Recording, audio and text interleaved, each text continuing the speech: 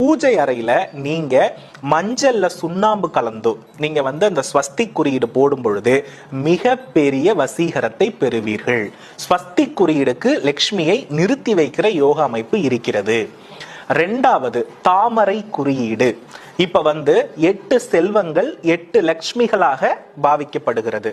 8 இதழ் கொண்ட தாமரை இருக்கு இல்லையா, அதை ஒரு படமாக சித்திரமாக நம்ம வரைந்து வீட்டில் வைக்கின்ற பொழுது கட்டாயமாக செல்வ வசியம் இருக்கும்.